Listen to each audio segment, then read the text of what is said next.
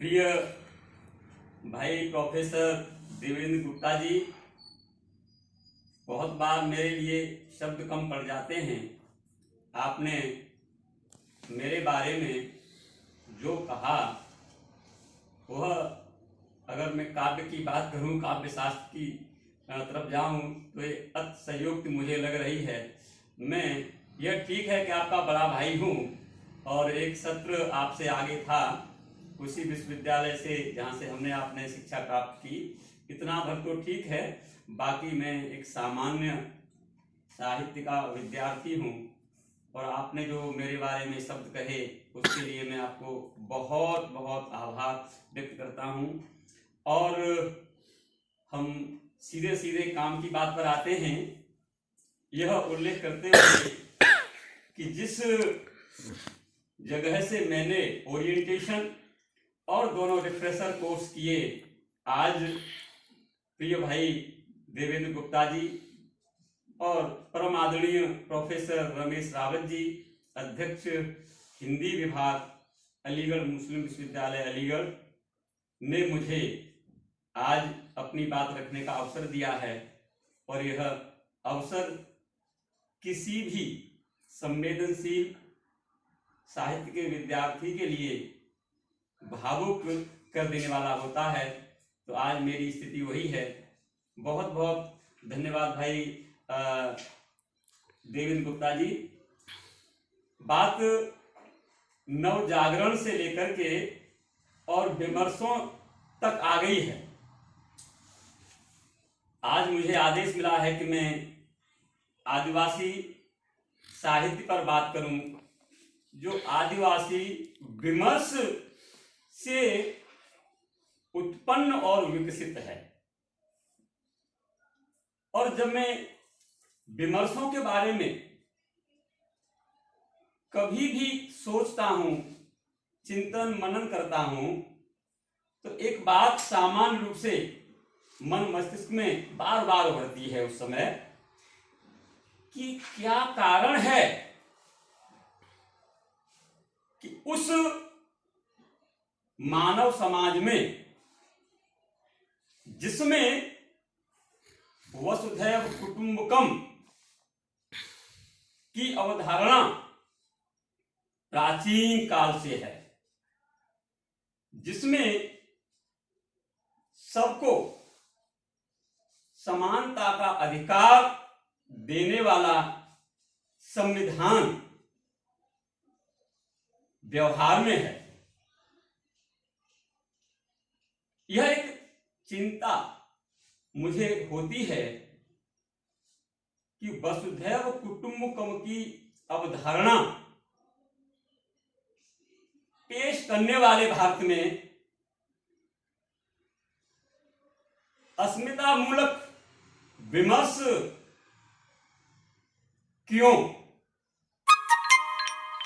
आज हम आदिवासी, आज हम दलित, आज हम किन्नर, आज हम स्त्री जैसे विमर्शों के आलोक में तद विषयक साहित्यों का सर्जन होते हुए और उनका मूल्यांकन होते हुए देख रहे हैं, कर रहे हैं। यह एक बड़ी चिंता की बात है। यानी हम जब एक हैं, समान हैं, तब फिर ये अस्मितावादी, अस्मिता मूलक अलग अलग पहचान के लिए संघर्षरत भारतीय नागरिकों के बीच में ये विमर्श क्यों और इन विमर्शों पर आधारित साहित्य क्यों? ये बड़ा प्रश्न है। इस आभासी पटल पर जुड़े सभी परम योग्य सम्मानित शिक्षक भाई बहन इस प्रश्न को अनुभव करते होंगे और करेंगे, ऐसा मुझे विश्वास है। लेकिन मैं इस प्रश्न के साथ यह कहना चाहता हूं कि अगर हम नव जागरण की बात करते हैं वर्तमान में, तो सबसे पहले जो आदिवासी विमर्श, आदिवासी साहित्य हमारे सामने है, उसमें जो आदिवासी मूल शब्द है, इस आदिवासी शब्द से संबद्ध जो भ्रम की स्थिति है, इस शब्द के प्रयोग के साथ जो तिलस्म हमारे सामने तरह तरह के शब्दों के माध्यम से उपस्थित है, इस भ्रम को तोड़ देना सबसे महत्वपूर्ण नवजागरण होगा। सम्मानित साथियों, आप जानते होंगे कि एक समाज है, उस समाज के लिए हमारे बीच कितने प्रकार के शब्द प्रयोग में आते हैं।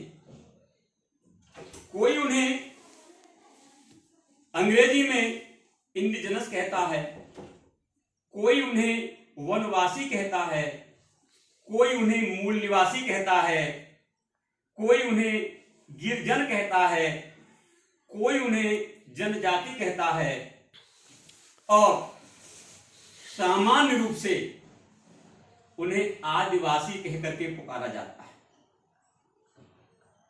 कितना बड़ा भ्रम! और उस युग में यह भ्रम, जब हम विज्ञान की बात करते हैं, जब हम तर्क की बात करते हैं, जब हम विवेक की बात करते हैं, कि हम एक विशिष्ट जन समुदाय को पहचान देने के लिए भी उपयुक्त शब्द नहीं जुटा पा रहे हैं, तो ये भ्रम है। और ये क्यों है? इसके पीछे के जो कारण हैं वे इतने भयावह हैं कि उनकी परतों में जाना और उन्हें खोलना हम आप सबको चौंकाने वाला होगा। इन शब्दों के जाल में फंसा करके ही इस देश के उस समाज को जो आर्थिक विकास हो या विकास के दूसरे आयाम हो, उन सब में अपनी भूमिका निभा रहा है, उसे इन नामों से जोड़कर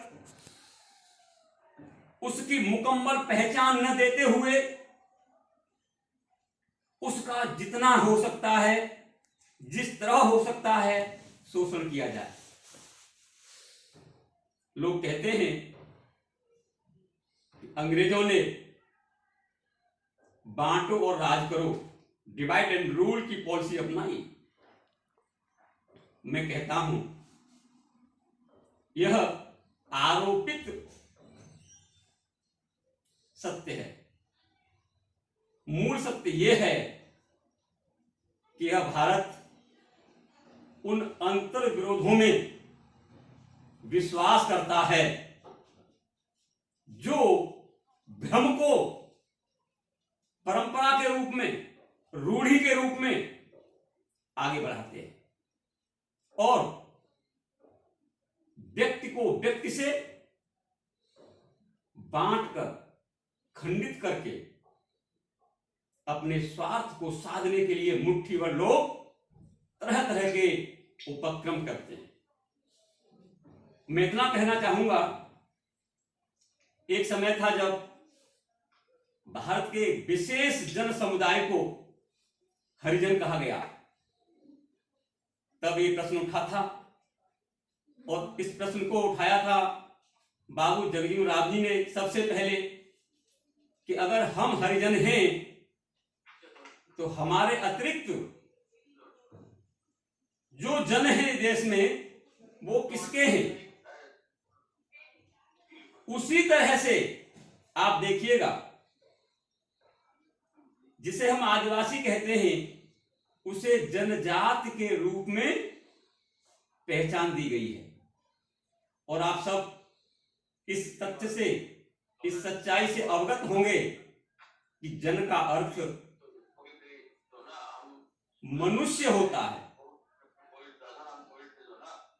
और जब जन का अर्थ मनुष्य होता है, तब जिस जात, जिस जन समूह के लिए यह शब्द प्रयोग हो रहा है, तो उसके अतिरिक्त शेष जो नागरिक हैं भारत के, क्या वो जन नहीं है?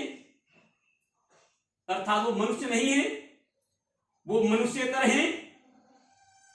इस प्रश्न का जवाब मिलना चाहिए। किस तरह से शब्दों के साथ प्रयोग करके भ्रम का जाल बनाया जा रहा है, और इस भ्रम के जाल को तोड़ने के लिए हमें यह जानना होगा कि आखिर वह समाज कौन है जिस पर विमर्श और विमर्श केंद्रित साहित्य और उसकी आलोचना निरंतर आगे बढ़ रही है। मित्रों, इस सत्य को जानने के लिए आपको 4 सच्चाइयों से साक्षात्कार करना होगा, और वे 4 सच्चाइयां 4 वाक्यों में मैं आपके सामने रख रहा हूं।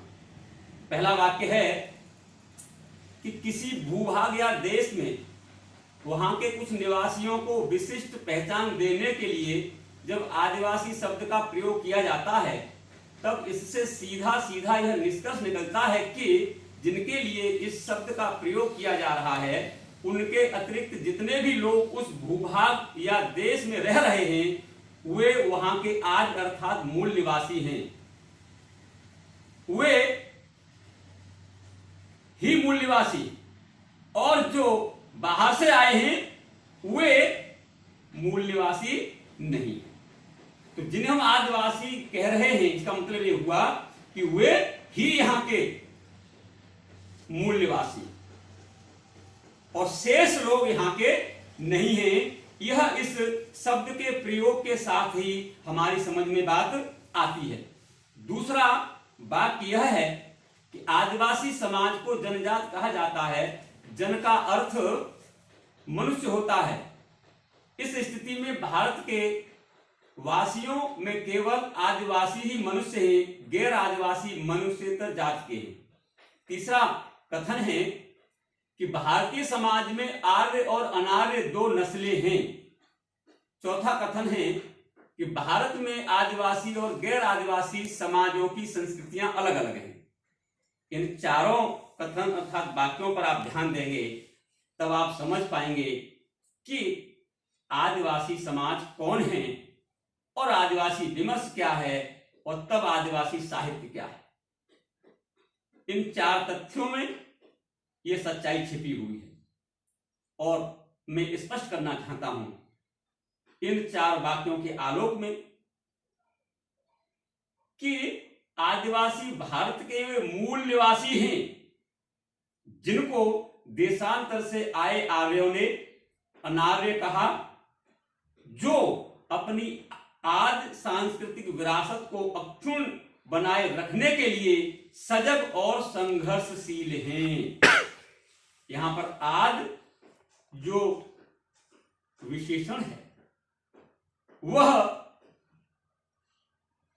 सांस्कृतिक वैशिष्ट्य को जो अपने मूल रूप में आज भी अपनाई जा रही है उसका द्योतक है। और यह समाज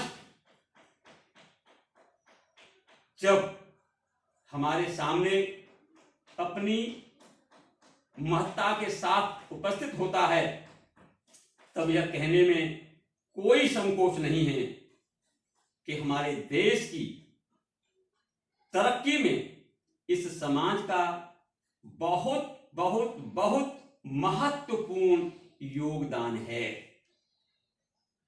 और इस समाज को इसकी सम्मानित अस्मिता के साथ मुख्य धारा में सम्मिलित करने के लिए जो चिंतन मनन बुद्धिजीवियों, समाज सुधारकों, साहित्यकारों के बीच हो रहा है, वह आदिवासी विमर्श है। और जब यह विमर्श शब्द शिल्पियों को उस सच को लिखने के लिए प्रेरित करता है जिससे आदिवासी हमारे सामने अपने पूर्ण महत्व, सम्मानित अस्मिता और गौरवमय इतिहास के साथ उपस्थित होता है, वह साहित्य आदिवासी साहित्य है। आप जानते हैं, जब कोई पारिभाषिक शब्दावली तय होती है तो उसकी पृष्ठभूमि होती है। आलोचना में मुख्य रूप से जो शब्द प्रयुक्त होते हैं वो अपनी पृष्ठभूमि लेकर के आते हैं, लेकिन उसके बाद भी उनके स्वरूप, उनके सम्यक स्वरूप के संदर्भ में विद्वान एकमत नहीं होते। यह स्थिति आदिवासी साहित्य के संदर्भ में भी है। अब तक यह पूरे तौर पर स्पष्ट नहीं है हमारे सामने कि आदिवासी साहित्य क्या है, हम किसे आदिवासी साहित्य माने। ठीक वैसे ही जैसे दलित साहित्य के बारे में बहुत कुछ लिखा जा चुका है, लेकिन आज भी दलित साहित्य के स्वरूप को एक मत से स्वीकार करने की स्थिति नहीं बनी। और स्थिति यहां तक मैंने देखी है, सामने देखी है कि लोग इस प्रकार के साहित्य के अस्तित्व को भी नकारने में आज भी लगे हुए हैं, और वे केवल उसी साहित्य को साहित्य मानते हैं जो श्रमरत, अर्जक, परिश्रमी समाज के हित में रचे हुए साहित्य के विरुद्ध शोषण के तमाम आयामों को खोलने वाला साहित्य है, उसे ही वह मुख्य साहित्य मानते हैं। जबकि सच्चाई इसके विरुद्ध है। आदिवासी साहित्य का स्वरूप भी स्पष्ट होना चाहिए, और इस स्वरूप को स्पष्ट करने में बहुत बड़ी भूमिका आदिवासी साहित्यकारों, बुद्धिजीवियों ने निभाई है। रांची में एक संगोष्ठी हुई, उसमें आदिवासी बुद्धिजीवी साहित्यकार जुटे और उन्होंने आदिवासी साहित्य का वैशिष्ट्य स्पष्ट करने वाले 15 सूत्र दिए। हम इन सूत्रों को आदिवासी साहित्य के मानदंड भी कह सकते हैं। और जब मैंने अध्ययन किया तो पाया कि बहुत मेहनत की गई है, लेकिन कुछ ऐसा है जो आदिवासी साहित्य के स्वरूप को निश्चित करने में और जोड़ना है, जो इन 15 शर्तों में नहीं है जो आदिवासी साहित्यकारों, विद्वानों ने तय की थी। और ये 15 जो शर्तें हैं आदिवासी साहित्य की, उनको मैं आपको एक एक करके बताना चाहता हूं ताकि आप जाने, और जो जानते हैं कोई बात नहीं है, क्योंकि ज्ञान तो बहुत व्यापक, बहुत विस्तृत है। ये 15 जो मानदंड हैं वे इस प्रकार हैं कि प्रकृति की लय, ताल और संगीत का जो अनुसरण करता हो वह साहित्य, जो प्रकृति की लय, ताल और संगीत का अनुसरण करता हो वही आदिवासी साहित्य। यानी एक शर्त यह है। दूसरी शर्त है कि जो प्रकृति और प्रेम के आत्मीय संबंध और गरिमा का सम्मान करता हो। तीसरा, जिसमें पुरखा पूर्वजों के ज्ञान, विज्ञान, कला, कौशल और इंसानी बेहतरी के अनुभवों के प्रति आभार हो। चौथा, जो समूचे जीव जगत की अवहेलना नहीं करे। 5, जो धन लोलुप और बाजारवादी हिंसा और लालसा का नकार करता हो। 6, जिसमें जीवन के प्रति आनंदमयी अदम्य जिजीविषा हो। 7, जिसमें सृष्टि और समष्टि के प्रति कृतज्ञता का भाव हो। 8, जो धरती को संसाधन के बजाय मां मानकर उसके बचाव और रचाव के लिए खुद को उसका संरक्षक मानता हो। 9, जिसमें रंग, नस्ल, लिंग, धर्म आदि का विशेष आग्रह न हो। 10, जो हर तरह की गैर बराबरी के खिलाफ हो। 11, जो भाषाई और सांस्कृतिक विविधता और आत्मनिर्णय के अधिकार के पक्ष में हो।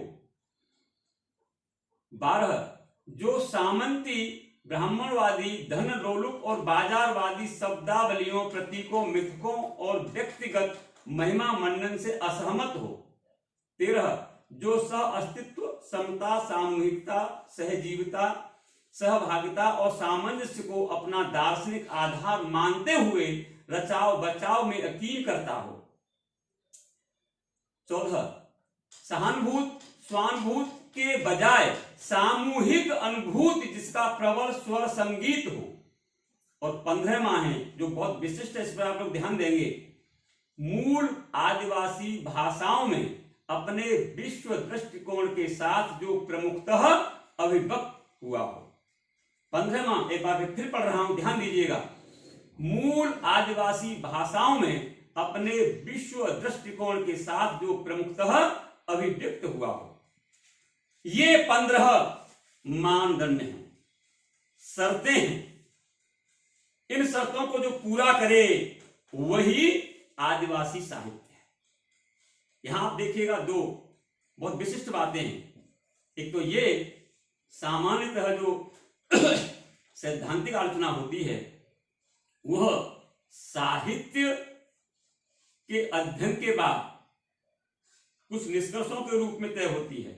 यहां पर ये सैद्धांतिक आलोचना पहले तय कर दी गई, मानदंड बना देंगे कि अगर ये मानदंड है, इन पर लिखा गया है, तभी वह आदिवासी साहित्य होगा।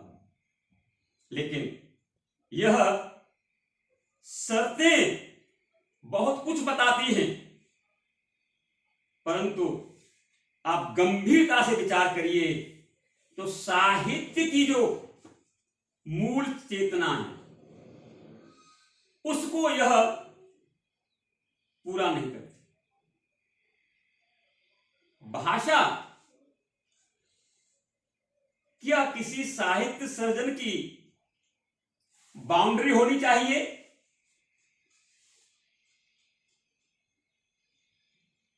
अगर हम भाषा को बाउंड्री बना लेंगे, भाषा को सीमा बना लेंगे, तब क्या हम वास्तव में साहित्यकार होंगे? भाषा का स्वरूप यह है कि जितना अधिक हम भाषा ज्ञान रखेंगे हम उतने ही सहृदय बनेंगे, हमारे हृदय का विस्तार उतना अधिक होगा, हम मानवीय संवेदनाओं को उतने ही बेहतर ढंग से समझेंगे और उनके आधार पर साहित्य का सृजन करेंगे। मेरा स्पष्ट मत है कि यहां पर ये जो भाषा की बाउंड्री है